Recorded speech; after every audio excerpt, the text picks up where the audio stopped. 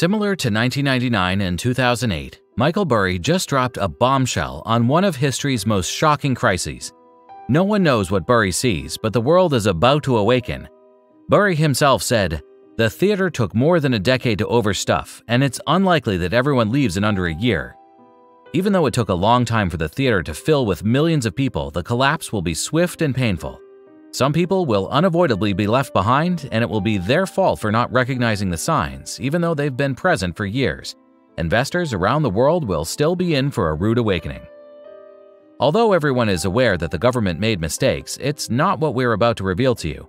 Unsurprisingly, prices increased as a result of the Fed's $5 trillion printing program. Contrary to what the mainstream media reports, this has resulted in the current inflation rate being 8.6%. Although the Fed did print money at a rate of $1.5 trillion per year during the pandemic, Burry believes that inflation won't stay high in the near future. On the contrary, the Fed is now planning to reduce the money supply at a rate of $1.1 trillion per year. If prices increased following the Fed's printing of trillions of dollars, it makes sense to predict that prices will decrease following the Fed's withdrawal of trillions. This is taking place when supply networks begin to catch up to demand.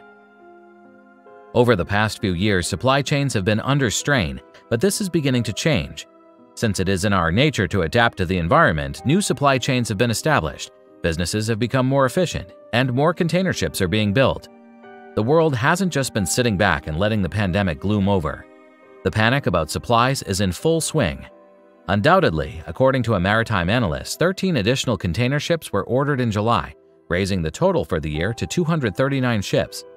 Even though the year is just halfway through, orders for container ships are already at their 5th highest level ever. Clearly, such a significant rise cannot continue. Another expert outlined the clear cause for concern in the scale of the prognosis and how the rush to build supply is already evident in the rise in wholesale inventories, which are up 24% year over year. Consumer sentiment is at its lowest point in 1.5 decades, according to the University of Michigan Consumer Sentiment Index. When there is an abundance of goods and little demand from consumers, prices are inevitably going to fall quickly. Tweeted Burry, "What brings a Christmas in July in the year 2022? Answer: a disinflationary consumer recession with excess inventory around Christmas." Burry alludes to an impending abundance of supply. Retail businesses will have to start lowering prices by implementing huge sales as a result of a supply glut, which occurs when there's suddenly too much supply and not enough demand. Burry is referring to this when he claims that in July, Christmas will arrive early. Christmas sales usually occur because businesses manufacture an excess of inventory that must be sold, and the only way to do so is by lowering the price. With too many products on the market, business revenues will plummet, which will eventually result in layoffs or salary reductions, making July 2022 feel like Christmas came early, and not for the reasons you may think. Because of the severe supply shortfall, shops have ordered boatloads of stock. One of the biggest bullwhips in history resulted from this, and whenever there's a bullwhip, there will inevitably be a supply glut. Burry is aware that the impending supply glut will result in deflationary forces that will eventually lead to disinflation. Disinflation is when the rate of inflation dramatically slows down. Thus, as opposed to what many people believe, inflation will soon decelerate due to the impending disinflation brought on by the bullet effect. The Federal Reserve may reintroduce quantitative easing or printing money. The Fed will then withdraw funds from the system to curb inflation, a process known as quantitative tightening, as a result of the supply deficit caused by the increase in consumer demand brought on by quantitative easing. The only issue is that retailers will once more place extra orders, causing the bullwhip effect, in which prices fall due to an excess of supply, prompting the Fed to resume quantitative easing. This would unnaturally raise consumer demand and cause a shortfall of supply, which would merely pave the way for another bullwhip. Such a cycle is unsettling since it keeps the economy mired in cyclical downturns. We'll soon experience one of the worst crashes in history since we're currently at the bullwhip phase of this cycle.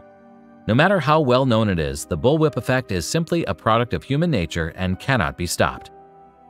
Burry expounded on the bullwhip effect by stating that while many economic factors are going through distinct phases concurrently, fundamental equities investors hardly ever look at more than one sector at a time. Burry is effectively pushing for a giant bullwhip across the entire economy, which implies that the bullwhip may affect a variety of businesses, from cell phone production to plane manufacture, in addition to traditional retailers like Walmart and Target. In the first quarter of 2022, Walmart's inventory increased by 33% year-over-year, while Home Depot's inventory increased by 32%. Target, Walmart, and Home Depot all saw their sales rise by only 2 to 4% on a yearly basis throughout this time. Since the bullwhip effect is a recurrent cycle that only becomes worse over time, with prices primarily moving up over the long term, the retailers' inventories are growing 10 times faster than their sales, which is clear evidence of the bullwhip effect. The terms bids and asks are commonly used in the financial markets.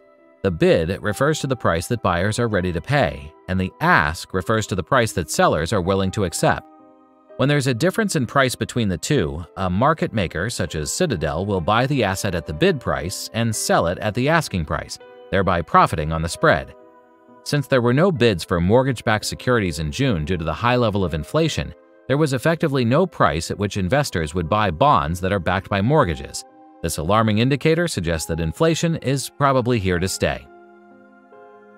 This is due to the fact that, despite the Fed's efforts to stop inflation, not everyone is on the same page.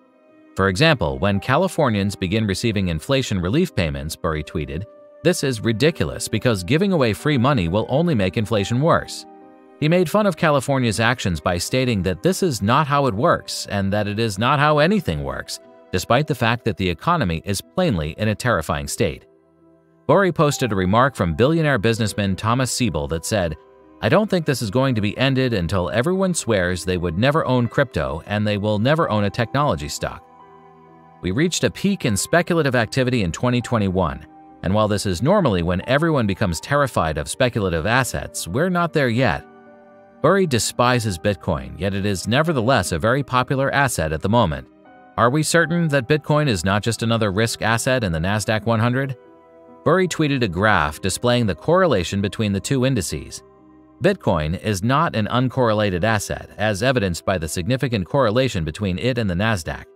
Bitcoin is just another tech stock with a new name, as evidenced by the fact that its price fluctuates similarly to the NASDAQ. Some people, like Jim Cramer, may interpret a brief uptick in price as a sign of recovery, but Burry is aware that brief upticks in price most frequently occur following market crashes. Having the largest rallies amid market breakdowns may seem counterintuitive, yet history has proven it to be the case. So there are several 10 to 25% rises every year after a significant multi-year crash. Those gains, meanwhile, shouldn't be interpreted as an indication of a long-term market rebound. In a down market, short-term rallies have no significance. This concludes today's video. To ensure that you don't miss our upcoming video, click the subscribe button. Please hit the like button if you enjoyed the video. We appreciate your support and look forward to seeing you in the next one.